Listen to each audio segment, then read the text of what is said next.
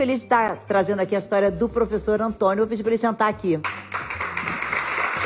A gente sempre está destacando projetos que de alguma maneira estão transformando a vida. O Antônio não teve um acesso fácil à educação, né, Antônio? O início foi bem difícil, né? Bem difícil. Morava na zona rural do interior de Quixeramobim e sempre estudei em escola pública, então não foi muito fácil, mas graças a Deus consegui e sou muito grato, aos meus pais principalmente. A gente pediu para o repórter Alessandro Mendes, que é da TV Verdes Mares, ela é afiliada da TV Globo no Ceará, ir até uma das escolas em que ele trabalha para mostrar um pouco de como é que funciona esse projeto para que a gente possa entender. E quem sabe isso não pode ser replicado para outras escolas, porque é um método tão simples, né? Bem Mas simples. Alguém teve que pensar e teve que colocar em prática. E funciona, a gente vai falar dos resultados logo depois. Mas vamos ver a reportagem primeiro. É uma experiência inédita para os alunos da Escola Municipal José Bonifácio de Souza, em Quixadá, sertão central do Ceará. A turma do quinto ano está protagonizando o aprendizado. O professor, claro, comanda o ensino. 12 vezes 6. Teria que fazer o quê? Multiplicar. Explicar quem? Mas a partir daí a aula é diferente. Nada de mesas enfileiradas e alunos anotando. Aqui o conteúdo é compartilhado. Tu coloca 12 e 600 dividido para 20. 10 vezes 30. O número que der aqui, você vai dividir por 5 e vai botar aqui, tá? Tá com dificuldade, Sabrina? Isso mesmo, cada grupo tem um aluno atuando como líder. Eu explico para eles como é, como é que faz. Todo mundo aqui orienta cada um. Eu tô ensinando, é como se eu fosse a professora deles. E eu passo que eu sei para eles. E o melhor, quem ensina também aprende mais. Eu tinha muita dificuldade em matemática. Eu não conseguia fazer continha de divisão, de multiplicação. E eu fui se juntando com alguns colegas e aprendi. Aí eu fui fazendo e hoje eu sou líder. O estudo leva ao futuro, né?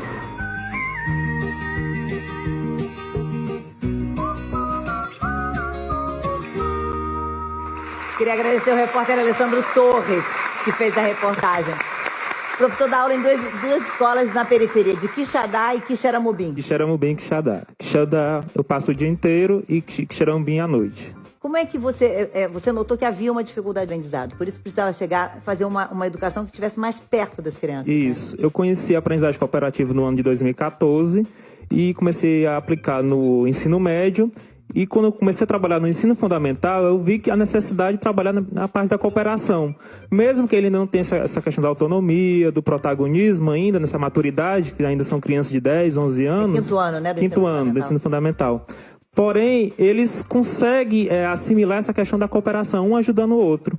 Então, isso foi muito importante. Então, não é apenas o conteúdo que eles vão aprender mais, um ajudando o outro, mas pessoas melhores que se tornarão. Agora, essa horizontalidade é muito legal no aprendizado, né, Cida? É muito, e como nos ensina o Paulo Freire, é fundamental aprender a ensinar ao mesmo tempo, tornar a criança mais participativa. Mas eu queria destacar um ponto. O trabalho do professor Antônio toca num ponto central, o desafio do Brasil, que o principal problema que nós temos é a evasão das crianças, criança fora da escola. E a sua experiência prende a criança na escola, né? E eu também queria só destacar um ponto, Fátima, que tem muito estudo hoje que relaciona a criança dentro da escola e criminalidade. Com certeza. Então, quanto mais você garante que a criança fique na escola, menos ela está vulnerável a ser alvo de violência. Tem um professor Rolim que fez um estudo no Sul que todas as crianças que estavam, os adolescentes que estavam cumprindo pena, eles tinham saído da escola com 10 ou 12 anos. Então a escola pelo menos deve ser um espaço de proteção que a gente possa ter para as nossas crianças. Com certeza. Né? Muita gente vê essa imagem, né, deve se perguntar, mas espera aí, quando bota grupo assim, não fica uma confusão, vai aprender. Você passou por essa fase? Tem também a maturidade da criança? Isso. Como a criança ainda está nessa construção da maturidade, então às vezes se torna até um pouco difícil.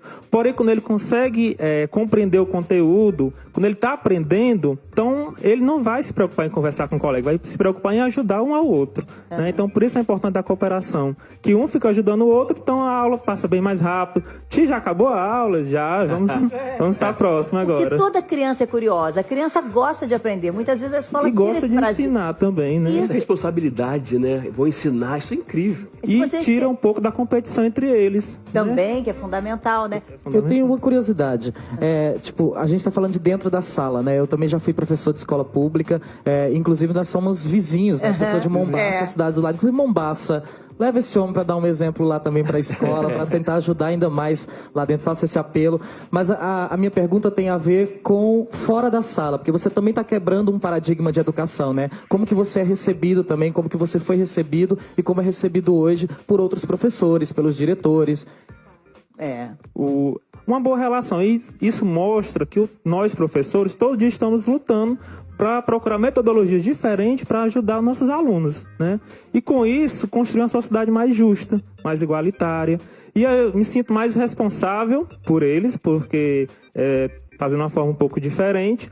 Porém, fica muito gratificante quando eu vejo um pai que vem agradecer que o aluno aprendeu, ou com os professores na minha própria escola que a gente trabalha. Nossa, que legal, como é que você está fazendo? Me ensina, me explica, né? Então fica essa troca. Essa troca. E o resultado veio, né? A escola ficou de quinto ano entre as 50 melhores do Brasil pelo IDEB. Em Quixeramobim, nós, no ano de 2017, o último IDEB, a gente ficou entre as 50 melhores, a escola Socorro Coelho.